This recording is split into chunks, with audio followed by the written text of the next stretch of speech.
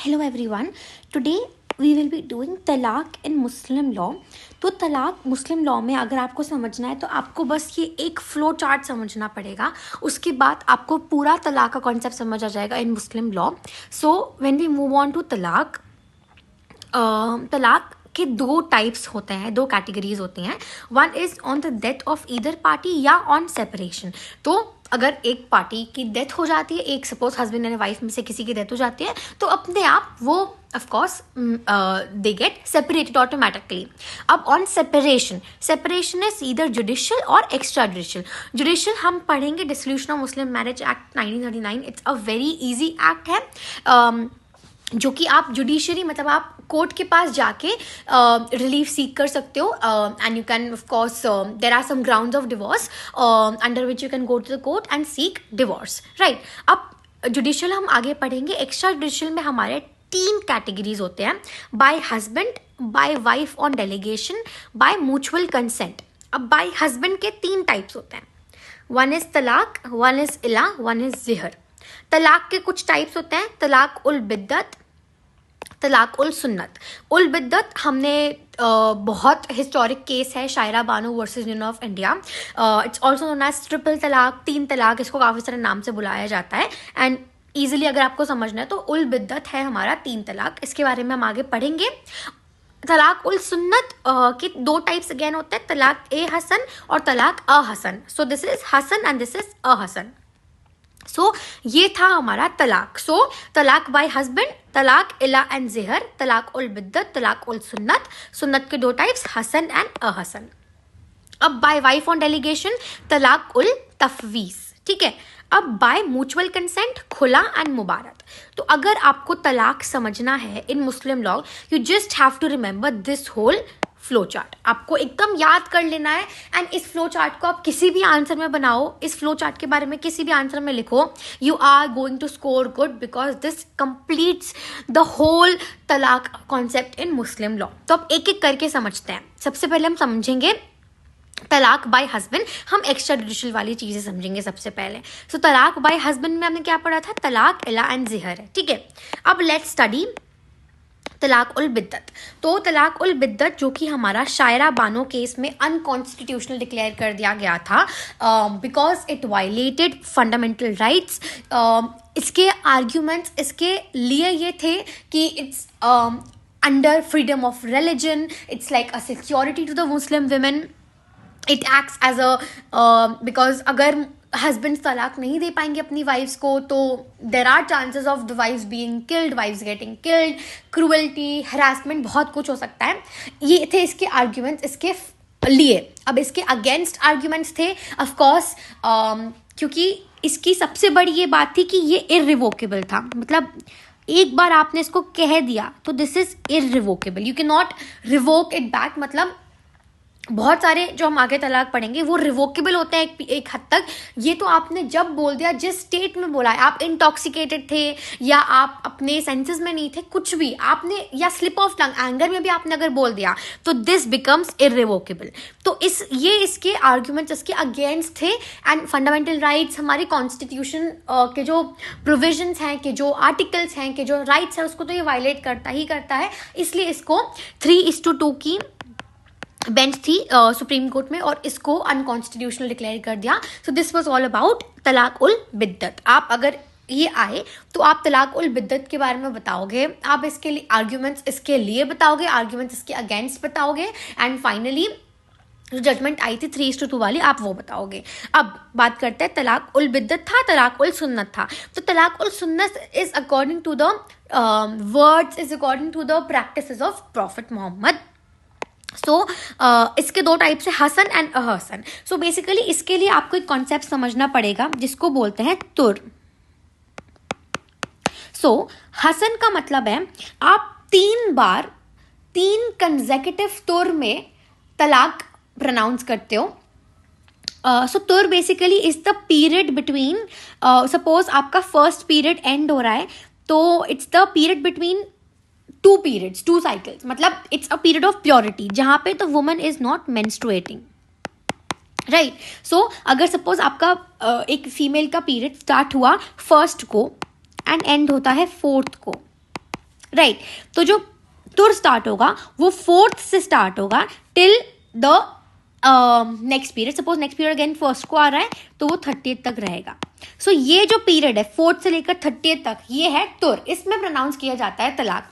अब हसन में आप 3 बार प्रोनाउंस करते हो। आपने फर्स्ट टाइम किया इन फर्स्ट तुर,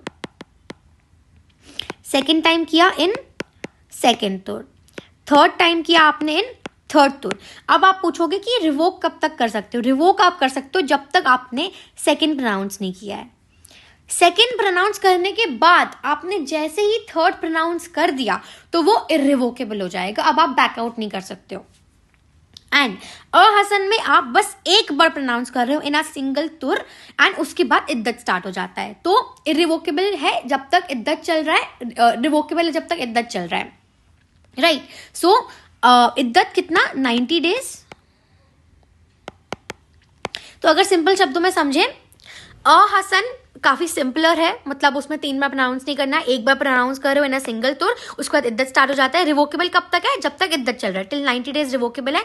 जैसे ही इद्दत कंप्लीट हुआ तो ये इरिवोकेबल बन जाएगा।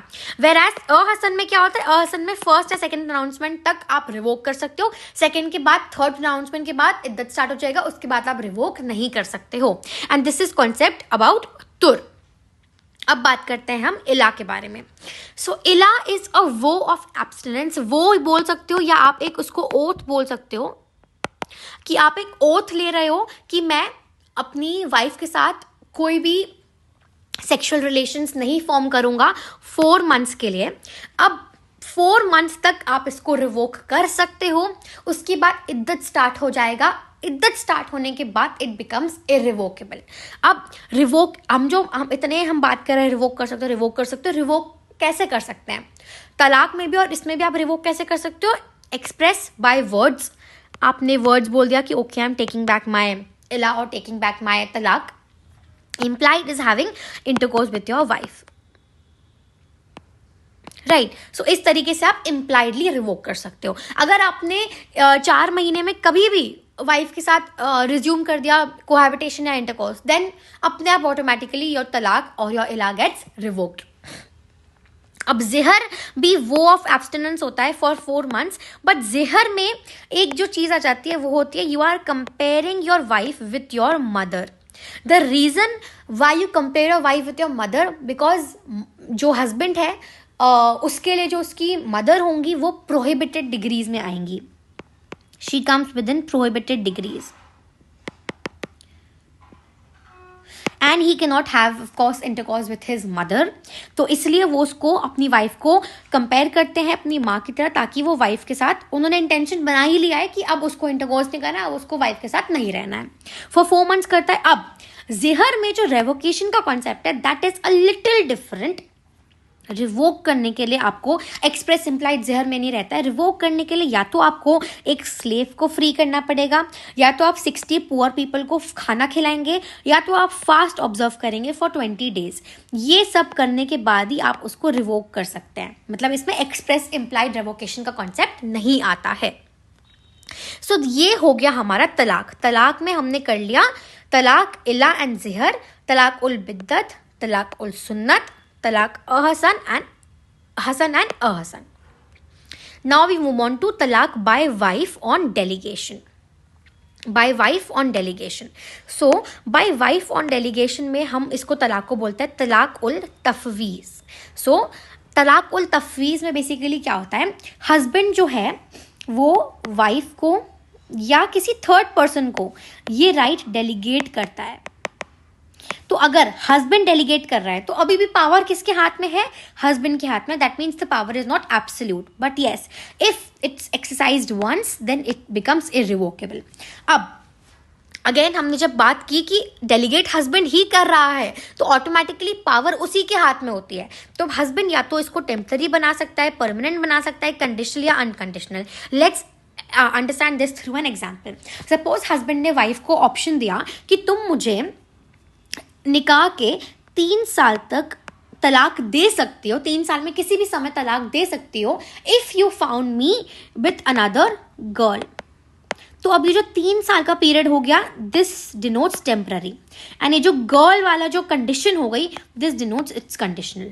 सो ऐसे ही करते करते हस्बैंड ये भी बोल सकता है कि तुम मुझे निकाह के कभी भी, जब तक हमारी शादी चल रही, जब तक हम जिंदा हैं, तब तक मुझे तलाक दे सकती हो कोई भी कंडीशन पे। तो वो हो गया परमानेंट एंड अनकंडीशनल, राइट। तो मतलब ये सारी पावर किसके हाथ में होती है? ये सारी पावर होती है सिर्फ हस्बैंड के हाथ में, बस वाइफ उसको एक्सरसाइज कर रही होती है। तो इसका आप ये मतलब मत समझिएगा कि वाइफ को एब्सोल्यूट राइट मिल गया है। अभी भी पावर किसके हाथ में? अभी भी पावर हस्बैंड के हाथ में ही है।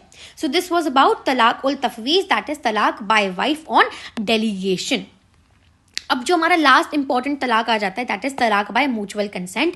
दो टाइप्स है, खुला एंड मुबारत। अब हम अगर बात करें खुला की, तो खुला को अगर मैं एकदम सिंपल वर्ड्स में समझाऊं तो खुला हो जाएगा, इसका एक वर्ड जो वाइफ कहती है, release me from your custody. It's like releasing the wife from a prison or custody of the husband, and wife खुद इनिशिएट करती है ये, तो इनिशिएटेड बाय वाइफ, इसका एक point. On a consideration, consideration मतलब या तो हस्बैंड को पैसे दे दिए, कुछ प्रॉपर्टी दे दी, जो हस्बैंड डिमांड कर रहा है उसको वो दे दिया, बस वाइफ बोल रही है कि मुझे जाने दो इधर से, मुझे इस निकाह में कंटिन्यू नहीं रहना है आपके साथ। अब कंसिडरेशन क्या हो सकती है? या तो वो अपना मेहर का जो राइट है वो वेव ऑफ कर देगी। यूजुअली वाइफ हमेशा अपना मेहर का राइट वेव ऑफ करती है जब उसको खुला चाहिए होता है, राइट। अब मुबारत इसका जस्ट अपोजिट है। मुबारत में म्यूचुअल डिसीजन रहता है दोनों का, म्यूचुअली दोनों साथ में नहीं रह पा रहे हैं, तो म्यूचुअली दोनों कंसेंट करके ये मुबारत का ऑप्शन चूज करते हैं। अब हमने पढ़ लिया, वी हैव डन तलाक bye husband, bye wife on delegation and bye mutual consent. Extra judicial हमने मतलब कंप्लीट कर लिया। अब हमारा बचता है जुडिशियल वाला तलाक। सो लेट्स कंप्लीट जुडिशियल वाला तलाक, this that is dissolution of Muslim marriage act 1939। तो अब इसके कुछ ग्राउंड्स होते हैं, इसके 6 ही सेक्शंस है जिसमें वाइफ अपने हस्बैंड को तलाक दे सकती है। That is where about of husband not known for 2 years, husband maintain नहीं कर रहा है, हस्बैंड को कोई ऑफेंस के लिए जेल कर दी गई है, husband is insane, cruelty is both mental and physical, impotency of the husband या option of puberty. Option of puberty मतलब अगर उसकी शादी 15 साल से पहले करा दी गई है और तो वो इसको ख़त्म कर सकती है, but she has to do it before she turns 18 years। And ये कन्वर्जन भी अगर उसने हस्बैंड ने कन्वर्ट कर लिया किसी और रिलीजन में, तो of course wife can seek divorce. This applies to every married Muslim women, चाहे वो किसी भी सेक्ट या स्कूल की हो, चाहे वो सुन्नी की हो या वो शिया हो, कोई भी मैरिड मुस्लिम वुमेन पे ये एक्ट अप्लाई करता है। So these are simply grounds of divorce. ये सिर्फ ग्राउंड्स बताता है एंड आप इन ग्राउंड्स के ऊपर बेसिस पे आप कोर्ट जा सकते हो, and court of course proceedings होती हैं, हियरिंग्स होती हैं, उसके बाद आपको डिवोर्स ग्रांट किया जाता है। एंड अब वाइफ के पास ऑप्शन होता है, या तो वो कोर्ट चली जाए ये सारे ग्राउंड्स पे, या तो वो सिंपली खुला, मुबारत या तलाकुल तफवीज़ एक्सरसाइज कर ले, या तलाक इला ज़िहर जो एक्सरसाइज कर लेते हैं वो हस्बैंड एक्सरसाइज कर ले अगर उनको डिवोर्स देना है तो। So they have option between judicial and extra judicial. अब बेसिकली सो ये हमारा था तलाक इन मुस्लिम लॉ का कॉन्सेप्ट। अगर आपको तलाक इन मुस्लिम लॉ आए, you just have to draw this diagram, जो कि हमने अभी पूरा कवर कर लिया। जुडिशियल, एक्स्ट्रा जुडिशियल के हमने टाइप्स किए, बाय हस्बैंड के हमने टाइप्स किए, वाइफ के टाइप्स किए, म्यूचुअल कंसेंट के टाइप्स किए, एंड जुडिशियल का भी हमने एक्ट पढ़ लिया। सो दिस इज ऑल अबाउट तलाक अंडर मुस्लिम लॉ।